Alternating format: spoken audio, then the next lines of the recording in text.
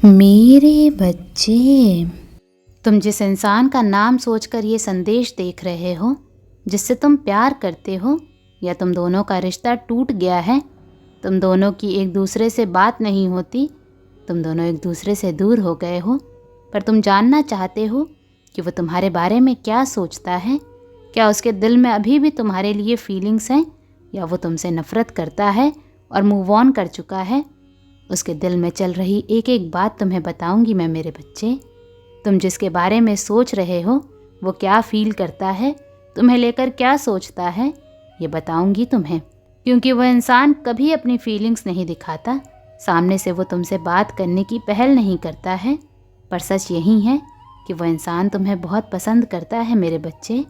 वो आज भी तुमसे प्यार करता है, तुम उसे बहुत सुंदर लगते हो।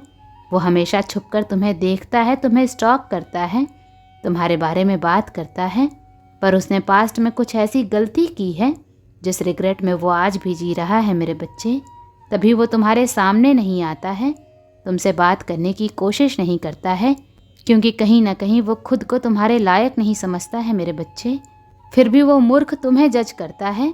तुम किसी और से बात कर लो तो वो तुम्हारे कैरेक्टर पर प्रश्न उठा देता है। उसका बिहेवियर थोड़ा अजीब है। वो खुद अपनी इस डुअल पर्सनैलिटी से परेशान है मेरे बच्चे। कभी तो इतने अच्छे से बात करेगा, दूसरे पल इतनी नफ़रत, इतना गुस्सा, इतना नेगेटिव सोचता है वो, जिस पर उसका खुद कंट्रोल नहीं है। गुस्से में वो अपना आपा खो देता है मेरे बच्चे। अतीत में तुम्हारे साथ भी उसने बहुत बुरा व्यवहार किया है। आज भी कभी भी उसे तुम पर क्रोध आता है तो वो तुम्हें दोष देता है और अगले ही पल रोने लगता है। उसे लगता है कि तुमने उसे नहीं समझा, तुमने उसे मौका नहीं दिया, तुम बदल रहे हो। उसे ये अच्छा नहीं लग रहा मेरे बच्चे। वो आज भी अपनी गलतफहमी का शिकार है। आज भी वो तुम पर शक करता है कि तुमने उसे धोखा दिया था। उसी ईगो में, गुस्से में, ना वो तुमसे बात कर रहा है ना तुम्हें कॉल कर रहा है। वो खुद चाहता था कि तुम उसके जीवन से दूर चले जाओ, अब खुद तुम्हें वापस पाना चाहता है, पर सब कुछ हमेशा उसके हिसाब से नहीं हो सकता मेरे बच्चे। तुम भी एक इंसान हो, तुम्हारी भी फीलिंग्स हैं, तुम्हें भी हर्ट होता है।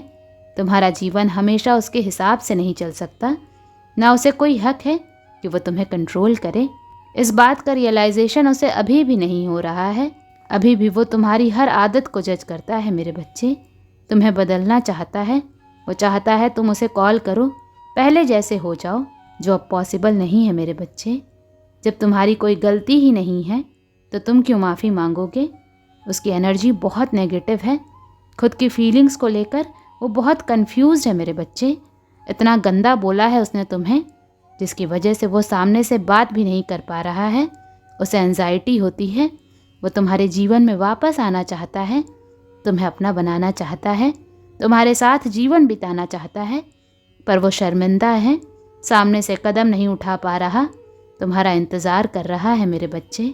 तुम दोनों का रिश्ता एक समय पर टॉक्सिक हो गया, पर तुम दोनों ने साथ में बहुत लंबा और बहुत प्यारा समय बिताया है, जिसे वो मिस कर रहा है मेरे बच्चे। वो तुम्हें याद कर रहा है, तुम्हारे कॉल मैसेज का वेट कर रहा है, पर तुम वो कदम नहीं उठाने वाले हो। तुमने पहले भी बहुत बार अपनी सेल्फ रिस्पेक्ट छोड़कर उसे माफ़ किया है, पर उसके व्यवहार में कभी कोई परिवर्तन नहीं आया। अब वो सामने से आता है तो आए तो ठीक है, नहीं तो तुम भी उसे माफ़ नहीं करने वाले और उसे मनाने नहीं जाने वाले। जब तुमने कोई गलती ही नहीं की है तो तुम किस बात की माफ़ी मांगोगे। अगर तुमसे ज़्यादा, इस रिश्ते से ज़्यादा उसके लिए उसका ईगो इम्पॉर्टेंट है तो ठीक है, वो अकेले ही खुश रहे, क्योंकि तुम और अब उसका अड़ियलपना नहीं झेल पाओगे, जिसे तुम पर यकीन ही नहीं हो, जो इंसान तुम्हारी बात समझने को ही ना तैयार हो। तुम भी अब उसे समझाने की कोशिश नहीं करोगे। ये बात तुमने भी ठान ली है मेरे बच्चे। उसने अभी तुम्हारी ज़िद देखी नहीं है। तुम उसकी ज़िद के सामने झुक जाते थे तो उसने तुम्हें कमज़ोर समझ लिया। तुम्हारे इस अंदाज़ पर ही उसे और गुस्सा आ रहा है मेरे बच्चे। उसकी सोच ही सबसे बड़ी प्रॉब्लम है। वो बहुत नेगेटिव सोचता है, नहीं तो दिल का वो बहुत अच्छा इंसान है। तभी तुम्हें उसमें एक उम्मीद दिखती है कि उसे अपनी गलती का रियलाइजेशन होगा। वो तुम्हारे बारे में कितना गलत सोचता था, इस बात का उसे रियलाइजेशन होगा और ये रिश्ता बच जाएगा। तुम दोनों के बीच में सब कुछ ठीक हो जाएगा। वो अपने ईगो की वजह से सब बर्बाद कर रहा है मेरे बच्चे। सिर्फ तुम्हारा नहीं, वो अपने जीवन को भी बर्बाद कर रहा है, उसने अपना भी सब कुछ बर्बाद कर लिया है। वो तुमसे प्रेम तो करता है, पर वो खुद से सबसे ज़्यादा प्यार करता है, तभी वो झुकने को तैयार नहीं है।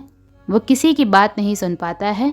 उसने अतीत में बचपन से ही कुछ ऐसा देखा है जिसकी वजह से उसके मन में हमेशा ये डर रहता है कि तुम उसे धोखा दोगे।